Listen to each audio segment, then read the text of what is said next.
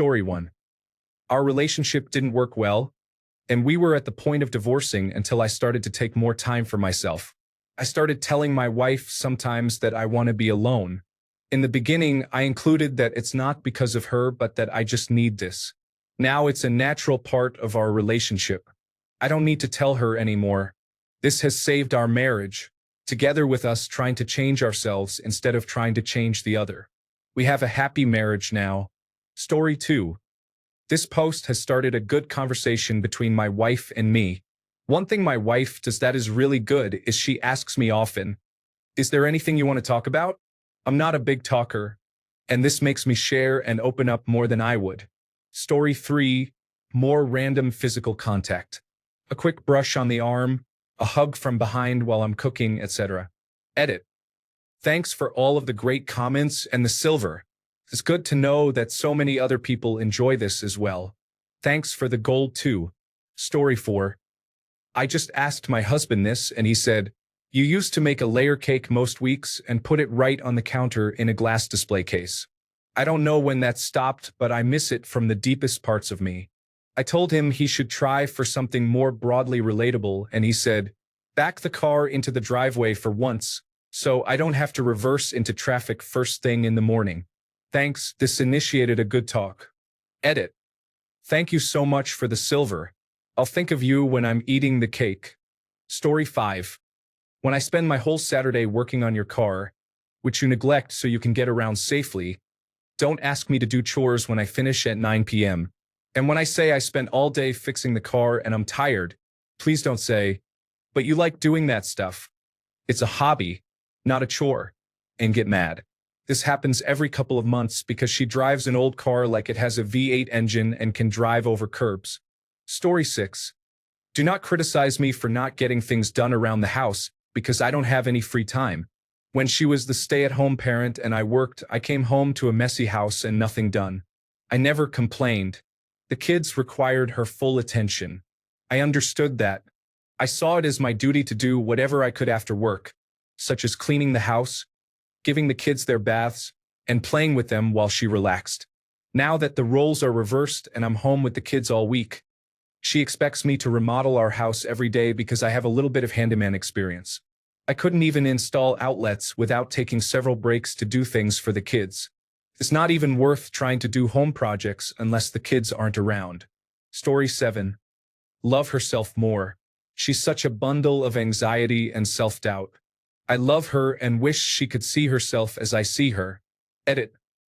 I've been on here since 2010, and this is now my top comment. You guys are such mush pots. Story 8. Let me have some of my old hobbies back. I'm a geek. I enjoy painting miniatures. I enjoy playing miniature games. I should be able to paint inside. I shouldn't have to wait until she goes out for the day to be able to play games on the kitchen table with the kids. I'd actually love to go out the occasional evening and make grown-up friends and play with other adults too, not just the kids. Oh, and if we're watching bad TV shows, let me have a laptop so I can try to do some form of study. I'll still cuddle and talk, but I really don't want to watch whatever is on right now. I can spend my time trying to learn new skills for a better job. Story 9. Don't be offended if I want some time to myself. It doesn't mean I don't want to be with you. It means I don't want to be with anyone. It's nice to have that once in a while, no matter who you are. Edit. Wow, woke up to 2 silvers and 8,000 upvotes. Thanks, everyone. Happy Sunday. Story 10. Honestly, love herself more. I know that sounds so corny, but if she would just cut herself some slack, she would be so much happier. She doesn't need to be perfect, and I wish it was easier for her to see that. Story 11. My wife gets easily stressed about little things. She is very intelligent and capable, but little things get to her sometimes. I wish she could be more relaxed. Story 12. Start making decisions like you did before you met me. I am all for discussing important matters, but ever since we got married, it is as if she lost all confidence in her own abilities. I want a partner, not another child. I fell in love because you were one strong, independent woman, not someone who suddenly can't make adult decisions. Story 13. My wife is gorgeous, is an awesome cook, and keeps us active and healthy through diet and encouraging exercise. But she's a distant mother, in that she makes little effort to know our child, his friends, or interests beyond the basics. She doesn't know their favorite color. She doesn't make their school lunch or know much about their day at school. She never reads to them at bedtime. She doesn't tuck them in. She never takes them to after-school activities. She rarely drops them off at school in the morning and rarely picks them up in the afternoon. She rarely makes plans for us as a family. She never reaches out to other moms for play dates, sleepovers, and social nights. She struggles to hide her disinterest in kid-friendly activities that bore her. She rarely attends social gatherings of other parents, meaning I go solo or not at all. When she and the kid are home together, the kid's entire day is spent on YouTube or video games. And so all of this becomes my responsibility despite the fact I have longer hours.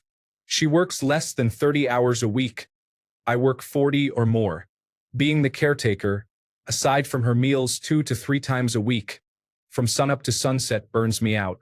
I love our child and enjoy being their hero, but I don't want her to miss out on the kids' affection now and in the future. As it is, I've had to explain too many times why mom couldn't attend events when the truth was she was probably at home browsing Facebook. Our child is an awesome, smart, witty, athletic, amazing person who deserves her time and attention. Sometimes I feel like she sees the kid more as an opportunity to earn likes because they made the principal's list again rather than flesh and blood worth knowing. And yeah, I have selfish reasons too. It'd be nice to have a little more free time myself, to enjoy my own hobbies, get things done around the house, or catch up with the few friends who are local. To not get weird side-eye glances from other parents when I'm contacting the female half to coordinate kid activities. And I'd love to be able to hang out with other parents without them asking if they'd done something to upset my wife on account of her repeated absence, or going as a single dad yet again. Thank you for the words of advice and encouragement from everyone. I will take that advice and see if things can get better. Story 14. If you know I am heading out the door in 15 minutes, please stop asking me to do things that take more than that. You have done this to me for years now, so if it takes me 15 minutes to get somewhere, I will tell you I need to leave 30 minutes beforehand just so I can make sure I am on time, even if that means I sit in the parking lot for 15 minutes. I would rather spend those 15 minutes at home hanging out with our family than sitting in a parking lot reading Reddit. Story 15. Stop asking me if it's okay if she orders any particular thing when I take her out to a restaurant. Is it okay if I have the lamb chop? No, you're getting a salad and then eating half my fries like a normal date. Of course, you can have the lamb or whatever else you want. You want a second or even third glass of wine, go for it, I'm driving. Just stop asking for permission. Story 16. Learn to speak at the right volume. The number of times I hear noise from another room and have to tell her I cannot hear her drives me mad. I even went to get a hearing test in case it was me. It is not. And when I complain, she increases the volume to near scream level. She just cannot get that just right level. Story 17. When I'm the big spoon and you are grinding into me, to me it means one thing. Don't get upset with me and say, that's all you think about. Because it's 11 at night, we are both in bed, and there's really nothing else to think about. Story 18. My relationship with my wife is great. There is very little to complain about. However, I would say that she could have more drive or ambition. She doesn't have any serious passions other than me. Story 19. Don't complain about me not being spontaneous when you say no to everything I suggest. Movies? No. A nice dinner? No. A trip abroad? No. Going to see an exhibit about your favorite artist? No. Cozy, intimate time with new toys or even just spontaneous fun? No. Got you a signed copy of your favorite book? No. Come work out with me? No. She just said no to everything I've suggested the past year, and every time we fight it's about how we never do anything. Story 20. She could stop sleeping with our best friend when I am out of town. Every other month, I get home from a trip, and the sheets are miraculously just cleaned every single time. It is hardly coincidental. She thinks I do not notice the dog hair on the comforter, but she never thought to wash that. Edit. Wow, I woke up to silver and gold. I was not expecting that. Thanks, everyone, for making my morning. Happy Sunday. Story 21. Actually, I think nothing major. She has always backed and supported my decisions. I worked for a company that intentionally released an ozone-depleting chemical into the environment. Here I am, head of household and sole income provider. Family, child, mortgage, career. But this bothered me a lot. I ended up reporting my employer, and they lost in court due to my deposition. She backed my decision to tell the truth. Fast forward 2 years. College student, still sole income, dad with a mortgage. Working in a computer repair shop. The owner is a pedophile and has entrapped a 13-year-old and taken advantage of her. I got him arrested and the business closed. I'm a college student, still the only household income. She understood and backed my move. 30 years later, neither of us regrets the past. Story 22. Last year, she announced she was going to start seeing a therapist because she was depressed and had severe anxiety. And you know what? I didn't have any idea. I was crazy happy, and I assumed she was too. I'm glad she has someone to talk to, and I'm glad she's getting the help she needs.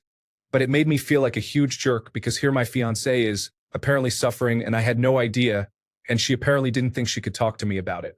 She's definitely getting better about it, but it still feels sometimes like she doesn't feel she can talk to me about these big things.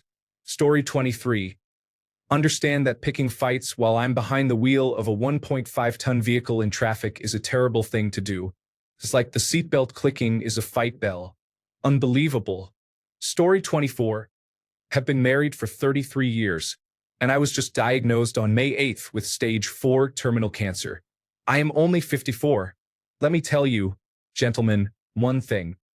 When the Grim Reaper grabs you by the throat and you can smell the breath of death, nothing else matters than love, holding hands, hugs, and kisses from someone that loves you. Period. When you stop looking for something that would make you instantly, you'll find what you're looking for.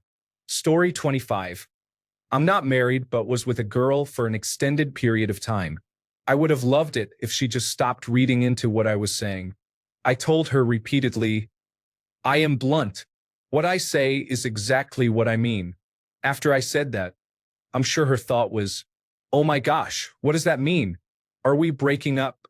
I'm exaggerating and being harsh on her. She was a great friend, and we had a healthy breakup. Story 26.